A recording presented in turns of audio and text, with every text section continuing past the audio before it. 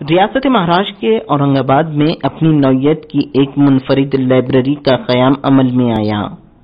خاص بات یہ ہے کہ ایک طالبہ نے بچوں کے لیے یہ لائبریری شروع کی ہے۔ اس لائبریری کو ڈاکٹر APJ عبدالکلام محلہ لائبریری کا نام دیا گیا۔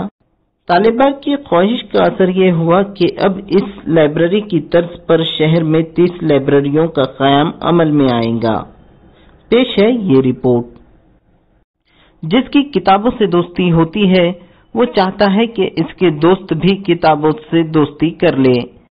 ایسی ہی چاہت نے اسکولی طالبہ مریم کو بچوں کی لائبریری قائم کرنے کا حوصلہ بخشا۔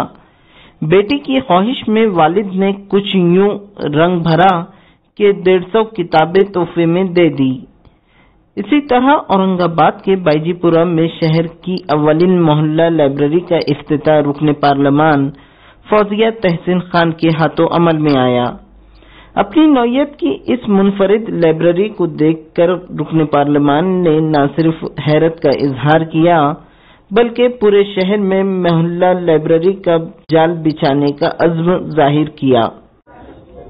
کتابیں بات کرتی ہیں، کتابیں مسکراتی ہے، شب تنہائی میں اکثر کتابیں گنگناتی ہے، کتابیں میر ہے، غالب ہے، سودا ہے، شفائی ہے، کتابیں ہی تو ہے جو جاویدہ ہم کو بناتی ہے۔ ابو نے ہم کو 150 کتابیں گفٹ کرے تھے تو ہم نے ابو یہاں کے جو بچے بس کھیلتے رہتے اس لیے ہم وہ بچوں کو ہی پڑھائیں۔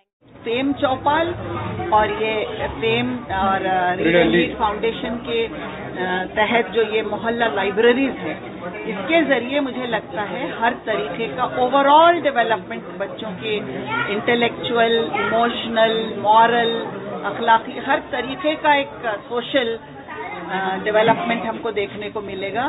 بہت ہی اہم قدم ہے، حالانکہ چھوٹی سی لائبریری ہے، چھوٹی سی جگہ ایک محلے کی حد تک ہے، لیکن ہر محلے میں جب یہ بات ہوگی تب جا کر اس ملک میں جو ہے ہم ایک پیڑھی ایسی بنا سکیں گے جو تعلیم یافتہ پیڑھی۔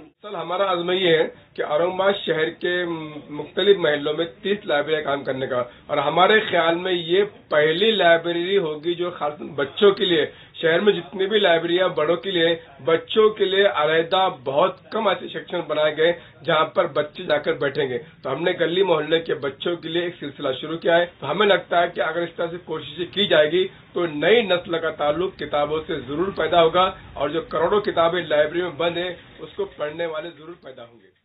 بائیجی پورے میں قائم یہ محلہ لائبریری خاص طور پر اسکولی بچوں کے لیے کارگر ثابت ہوں گی۔ اس لائبریری میں سائنس، تاریخ اور کہانیوں پر مبنی کتابوں کا ذخیرہ شامل ہے۔ لائبریری کا مقصد نئی نسل کو نصب سے ہٹا کر مطالعے کی طرف راغب کرنا ہے۔